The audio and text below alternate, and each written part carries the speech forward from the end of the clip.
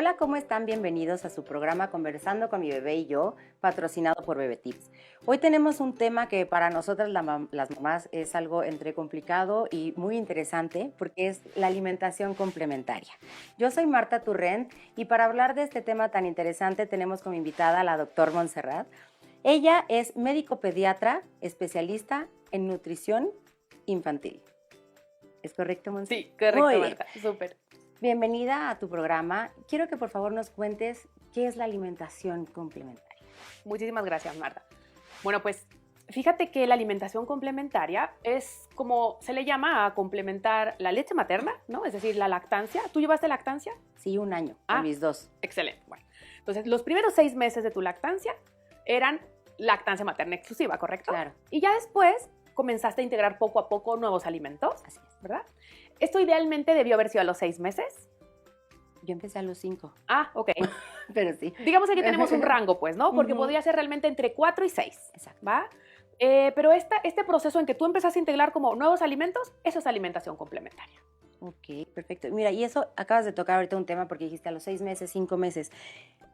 ¿Cómo sabemos identificar a qué edad es correcto darle a la alimentación complementaria a nuestros bebés? Claro, súper buena pregunta. Lo que pasa es que no solo es la edad. Ok. ¿Verdad? O sea, es súper importante que observemos a los bebés como seres integrales, ¿verdad? Ok. Porque al final ellos para ir aprendiendo a comer no solo van a necesitar tener una edad, sino que también van a necesitar que su cuerpo se desarrolle. Entonces, por ejemplo, algo que es como bastante sencillo de observar, no sé tú a qué edad más o menos empezaste a ver que tu bebé empezaba a sujetar la cabeza. Como a los 3, 4 meses. Ah, ok, bueno. Y este que empiece a sujetar la cabeza, lo que va a demarcar es que haz de cuenta que los músculos de su cuello se van fortaleciendo. Ok. ¿Okay? Y al fortalecerse los músculos del cuello, van a hacer que la lengua se haga un poquito para atrás. No sé si te acuerdas que como que parecía cuando tu bebé era chiquito como que te sacaba la lengua. Sí, uno piensa que se la está descubriendo, ¿no? No.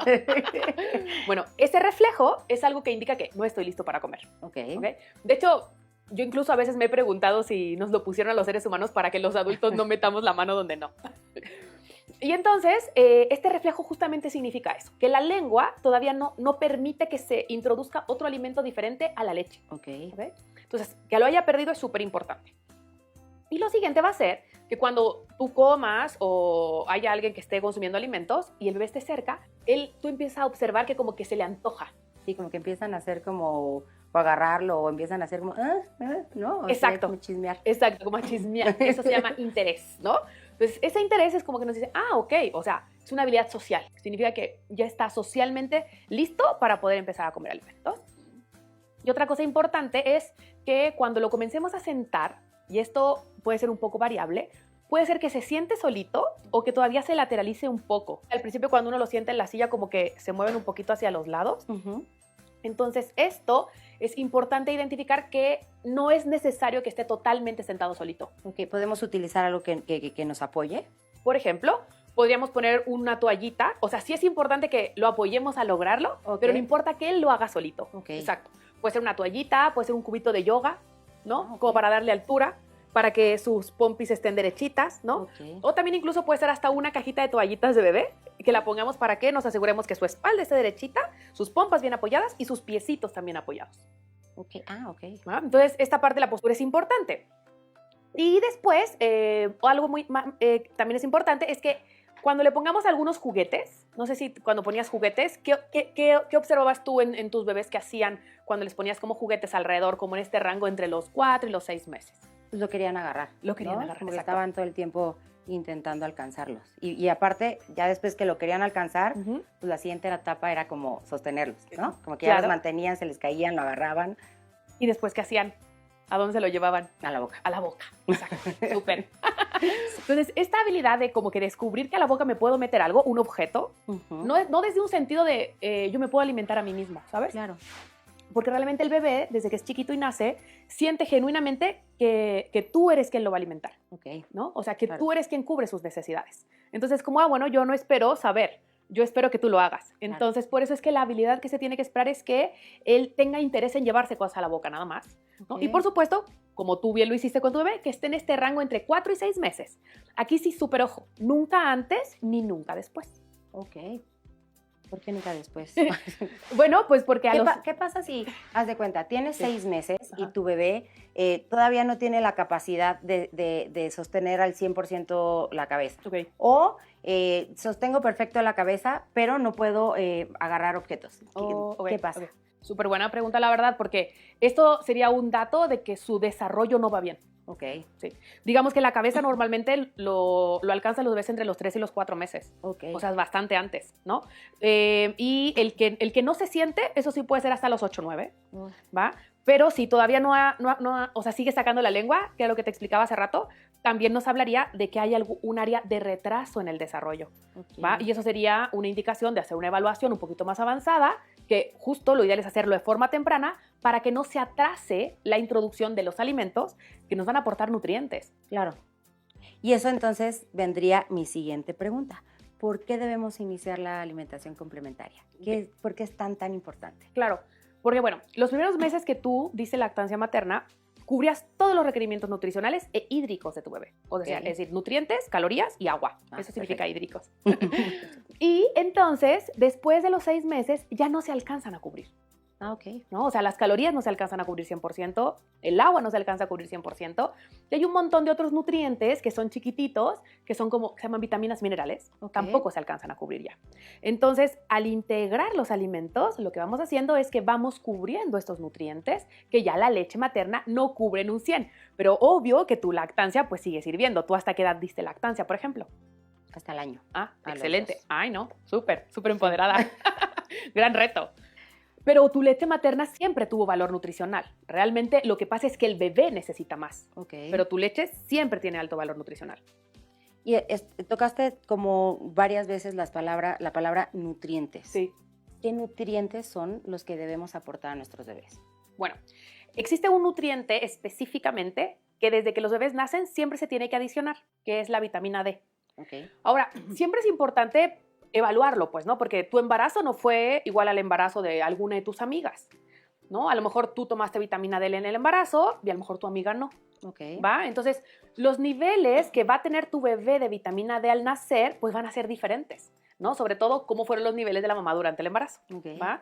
Y aunque la vitamina D siempre se tiene que suplementar desde el embarazo, la cantidad de vitamina D que se tiene que aportar al bebé a partir de que nace va a ser diferente de acuerdo a las necesidades de cada bebé.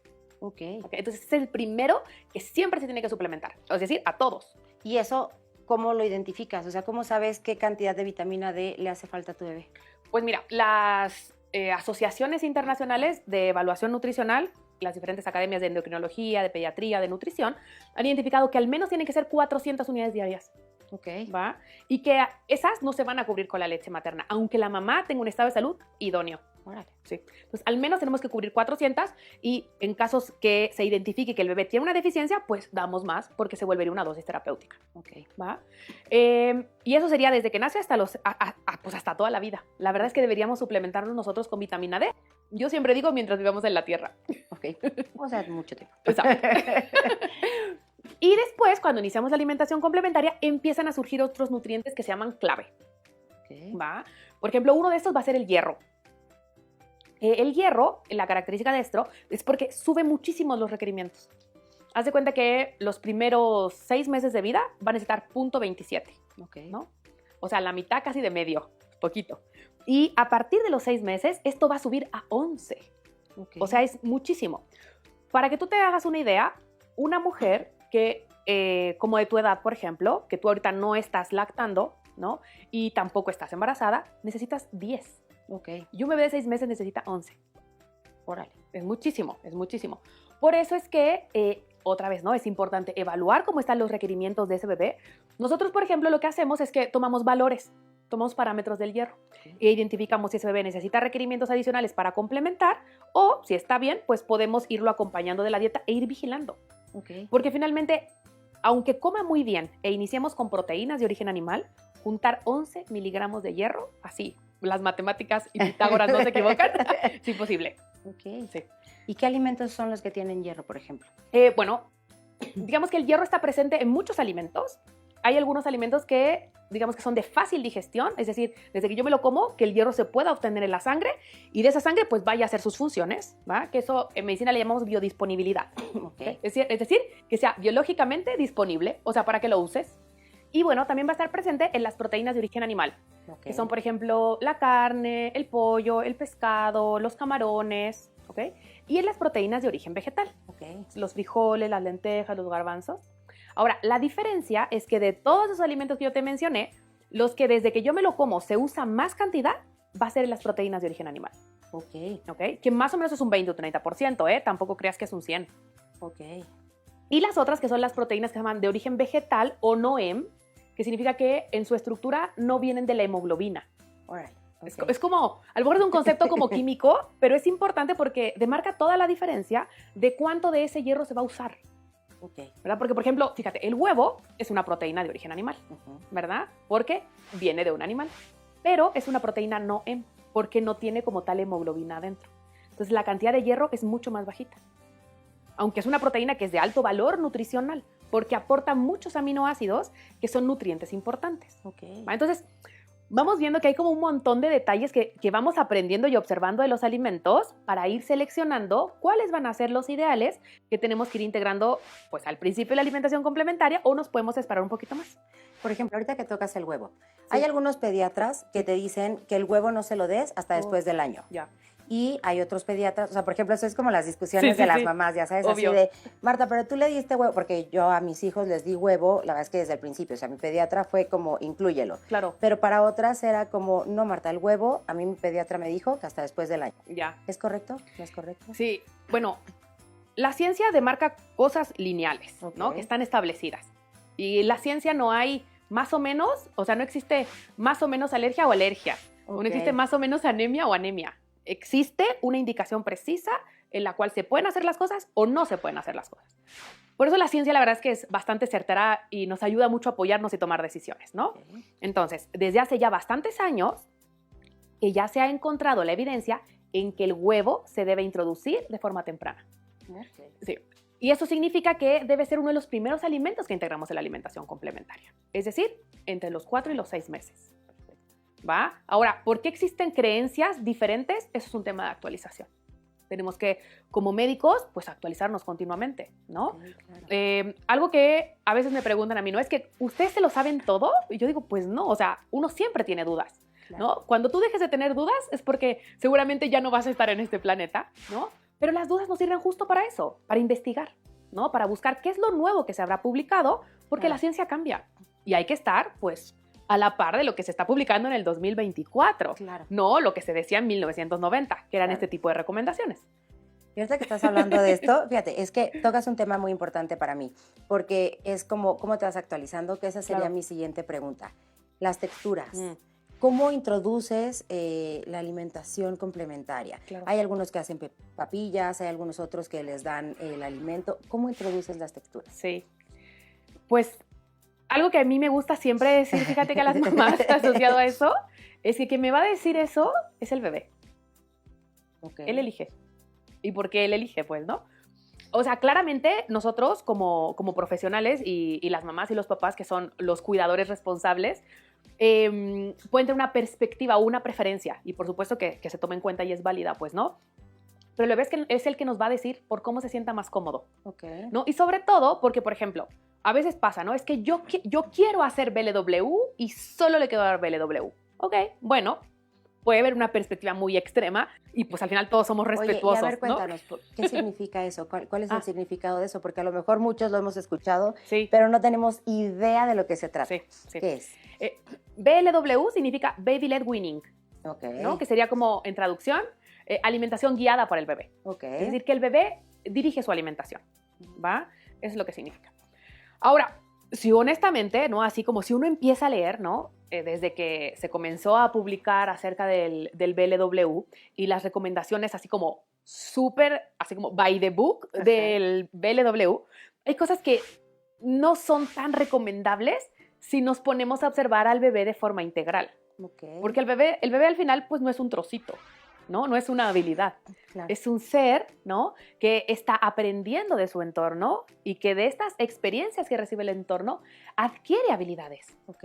¿no? Y de verte a ti, de compartir contigo, también adquiere habilidades. Porque en el desarrollo psicoemocional de la infancia, el constructo del apego seguro es súper importante, ¿no? Entonces, por ejemplo, el BLW propone de forma inicial Ujú. que el bebé desde que nace sabe alimentarse por sí solo. Ok. ¿No? Ahora, nada es blanco y negro al final, pues, ¿no? Tenemos gamas de colores. Y claro, el bebé podríamos decir que tiene instintos de alimentarse a sí mismo. Si te fijas, por ejemplo, cuando nació tu bebé, como que se pegaba, ¿no? Al pecho. Claro. Pero realmente alguien lo tuvo que haber puesto cerca del pecho. No es como que él se parara, ¿no? Del pediatra Sí, que sí. le estaba reanimando y fuera a pegarse a tu pecho solito. Eso no pasó así. Entonces, claro, las cosas no son blancos y negros. O sea, el bebé, claro que tiene instintos para sobrevivir y entonces buscar el pecho de la mamá y pegarse para succionar. Pero eso no significa que se alimentaba solo, Claro.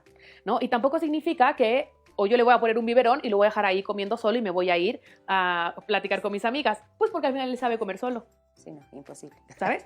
Claro, el estar con él, ¿no? Aunque sea que a lo mejor no pudiste haber dado lactancia, pero estás con él, el tocarlo, ¿no? El contacto piel con piel, ¿no? El contacto incluso con las bacterias de tu piel, todo ese espacio, el sentirlo, el pensar, la emoción amorosa, decir, ay, mi bebé lo voy a alimentar, todo eso es súper importante. Claro. ¿Va? Y eso va un poco como en contra del BLW, que él designa como por un inicio que el bebé lo tiene que hacer todo solo porque sabe hacerlo todo solo.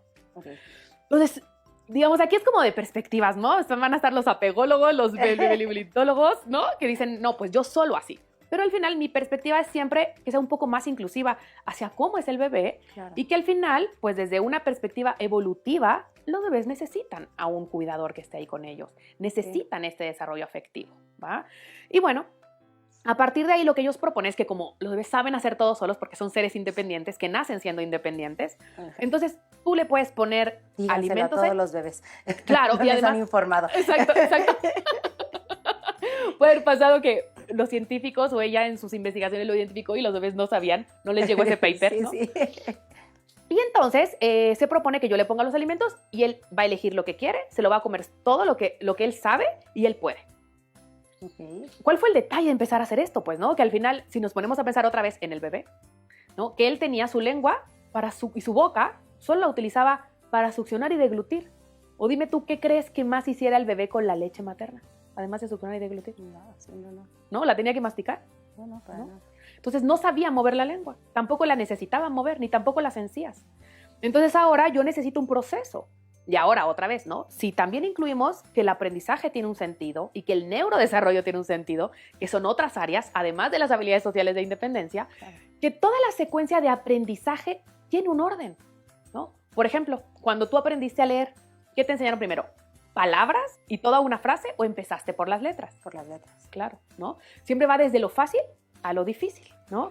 Y ya que te aprendes las letras, pues juntas las sílabas, ¿no? Y ya puedes crear toda una estructura. Sin embargo, todo esto fue gracias a que tú llevaste una secuencia. Pues lo mismo deberíamos pensar que lógicamente debería pasar, porque yo debería esperar que un bebé innatamente sepa coordinar la lengua, mover las encías y comerse el alimento de forma independiente, si solo sabía previamente succionar y deglutir, Claro. ¿no? Entonces, ¿qué es lo que empezaba a pasar? Claro, que los bebés que hacían este tipo de técnicas tan radicales solo comían papa, pan y galletas. Órale. ¿Y qué nutrientes tienen solamente comer papa, pan y galletas? Bueno, primero, por ejemplo, para mí, Marta, ¿Sí? el que tú estés mencionando que a un niño de 6 meses le des una galleta en mi cabeza no cabe, Bueno, ¿no? O sea, sí, para mí.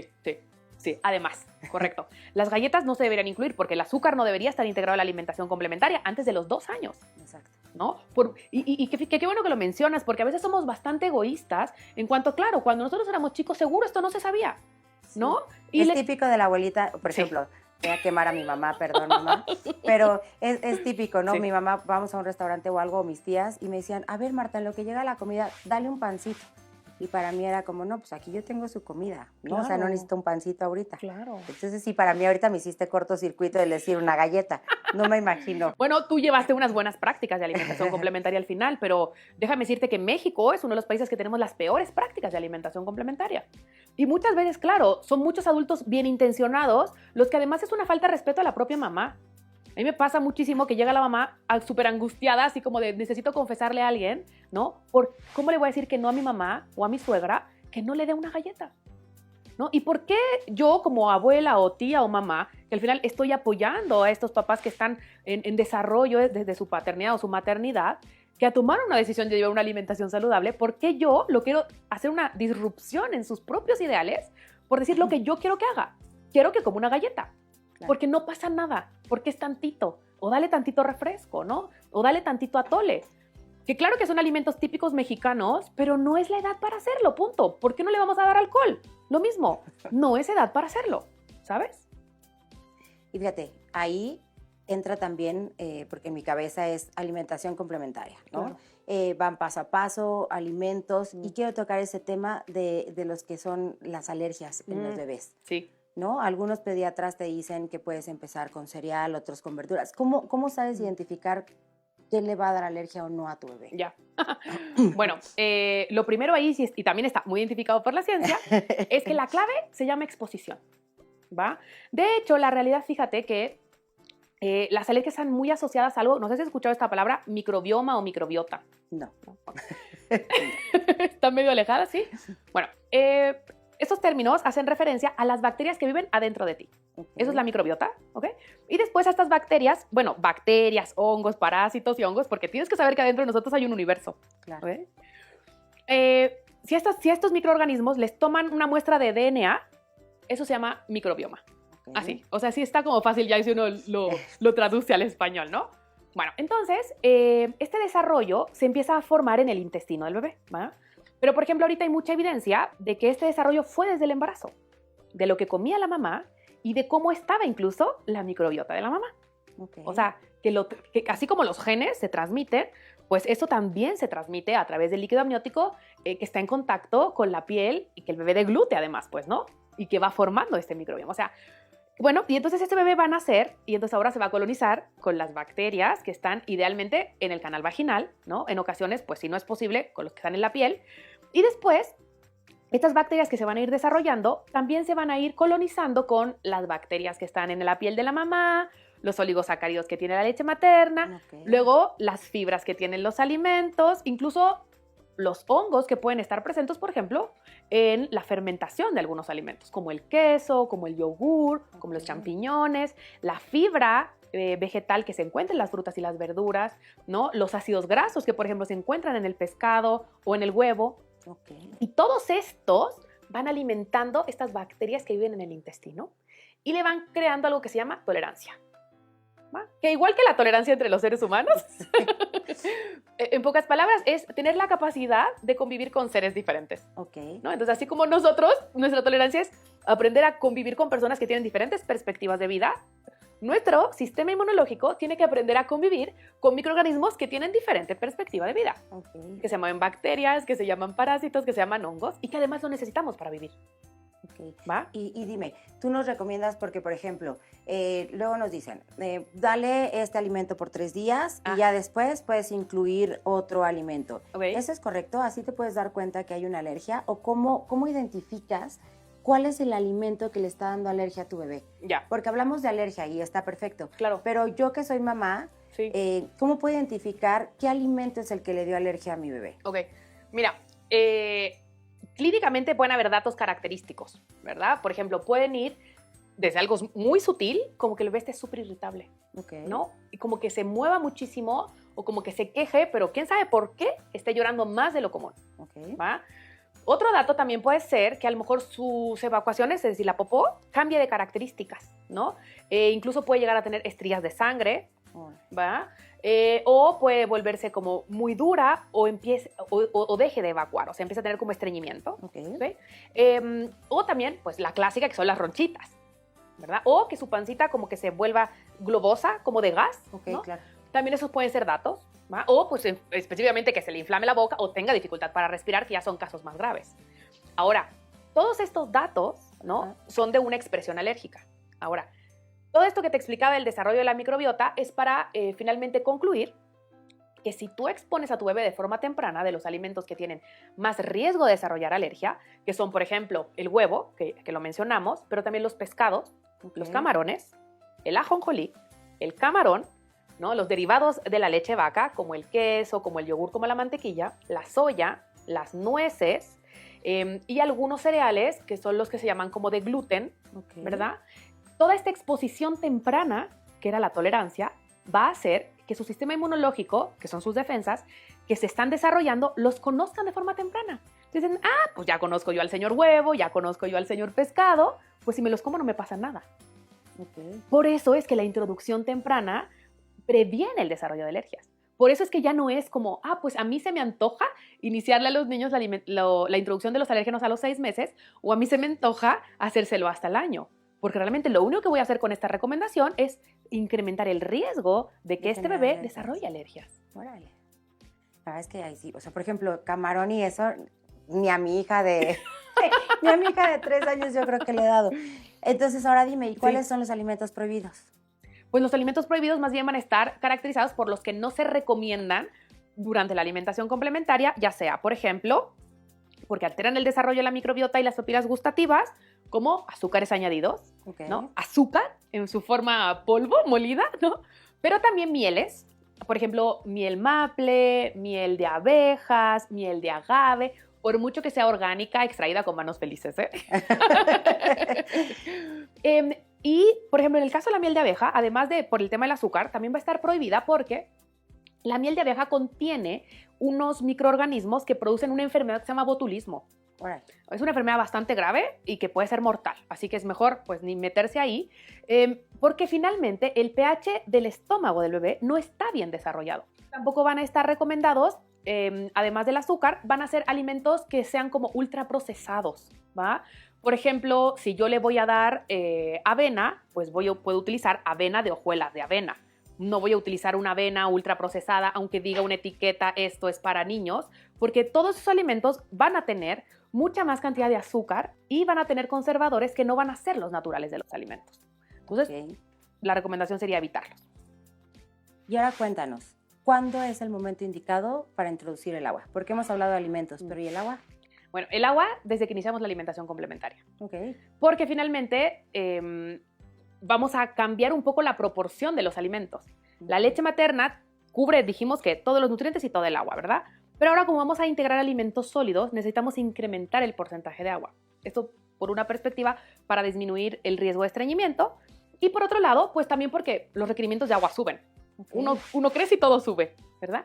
Entonces vamos a iniciar el aporte de agua poco a poquito, 1 o 2 oncitas después de los momentos de comer, siempre observando que el bebé le sea agradable esta experiencia y con un vasito, nunca con un biberón. Vasito, popote, ¿qué nos recomiendas? Así yo no venía preparada. Les traje algunos vasitos justo para enseñarte, porque a veces es como un tema de dudas de cuál es el vaso que puedo usar y cuál no. Bueno, de inicio, ¿no? Cualquier vaso que tenga aquí alguna cosa que sobresalga no está recomendado. Perfecto. 1. Estos, por ejemplo, tienen una tapa, pero no sobresale ningún piquito, ¿va? Porque este piquito va a alterar el cierre hermético de los labios. Siempre utilizamos esta perspectiva que se la súper recomiendo para que tú la evalúes como tu brújula de qué está recomendado o no, que es una perspectiva Montessori que es ni más ni menos, sino justo lo necesario. Si yo necesito tomar agua, ¿para qué necesitaría reforzar la succión? Si ya tuviste 6 meses como bebé solo succionando, pues no necesitas una boquilla aquí. Necesitas aprender a que ahora de esto también se puede tomar un líquido, ¿sabes? Entonces, lo que hacen, por ejemplo, estos vasitos es que tienen una válvula que en cuanto el bebé está en contacto, por ejemplo, aquí con sus labios, entonces el agua va saliendo progresivamente y lo hace bastante sencillo, ¿va? Ahora, dentro de las habilidades del desarrollo se considera un hito, que es lo que te decía que son como las habilidades. Es un hito del desarrollo que entre los 9 y los 12 meses las niñas y los niños sepan tomar con un vaso abierto. Pero obvio, cuando a mí me dicen eso, es como de, claro, que sepa, pero para que yo sepa me tienen que haber presentado una experiencia. Yo puedo tener entre 9 y 12 meses, pero si nunca me han presentado la experiencia de intentar tomar en un vaso abierto, no significa que yo tenga falta de habilidades del desarrollo. Claro, simplemente no lo conozco. Nadie me ha dado la oportunidad, ¿verdad? Entonces, este tipo de vasitos además son como de transición, porque si le quito la tapa, también me sirve para que yo comience a hacer esto, ¿no? Y por supuesto que inicialmente la mamá, ¿no? O el cuidador que esté apoyando a comer, idealmente tiene que ayudarlo a coordinar este nivel de elevación, porque si no lo que yo voy a hacer es esto. que es normal, ¿no? Claro. Yo sé girar las cosas, sé agarrar primero con la palma de las manos y después voy perfeccionando mis deditos. Entonces lo que voy a hacer es que lo voy a agarrar y me lo voy a echar encima. Y me voy a frustrar y lo voy a aventar, ya no voy a querer tomar agua. Entonces, lo ideal aquí es que nosotros estemos acompañándolo. ¿Ves cómo al final, otra vez, ¿no? El acompañamiento social es súper importante. Claro. Yo puedo tomarlo así y ayudarlo a la elevación en lo que él pues va poniendo sus manitas y va haciendo este movimiento para darle un sentido de logro. Eso también va a ser súper importante, ¿va? Y ya que esto lo haya logrado, que es como, es el objetivo al final de todos los vasos, ¿eh? Llegar a saber tomar en un vaso abierto, incluso le podría quitar estas agarraderas, ¿okay? Y de forma paralela, para dar una mayor diversidad o una experiencia de diferentes formas en la boca, o flexibilidad, es para lo que también se podría integrar un vasito con popote. Okay. ¿Va? Pero digamos que el objetivo de la alimentación como habilidad es el vaso abierto, que es como el más difícil. ¿Okay? Y los vasitos con popote, pues bueno, van a tener como ese tipo de característica que el popoto tiene que ser corto, ¿va? Para que tampoco ejerza un estímulo en la succión, que era lo que decíamos. Y a veces muchos tienen como estas valvulitas porque así es fácil.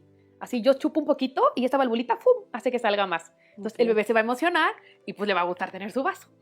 Hay otros que, por ejemplo, no sé si has visto que son como unos ositos, que como que se les aprieta la pancita. Okay. Que ahora, ¿dónde encuentro ese osito? También es como súper práctico, como estos vasitos que se utilizan para el catsup minis. Le pones un popote, lo fijas y es lo mismo. Okay. ¿No? Y entonces así tiene como el sentido de utilizar como un accesorio diferente o que puede servir cuando estemos fuera de casa. Porque en casa lo ideal es que sea un vaso abierto en su sillita, pues, ¿no? Perfecto. No necesariamente tendría que ya ponerle tapita tampoco. Pues de verdad, muchísimas gracias por esta plática. La verdad es que a mí me ha enriquecido mucho y creo que a las mamás y a los papás también, porque hay que incluirlos, también son parte de, nos ha servido muchísimo. Muchísimas gracias, Marta, por la invitación y qué gusto poder compartir esos temas tan importantes de alimentación complementaria para mantener el desarrollo sano de las niñas y niños. Muchas gracias. Les agradecemos que nos hayan visto. Gracias a Bebetips por ser nuestro patrocinador oficial y los esperamos en la próxima cápsula.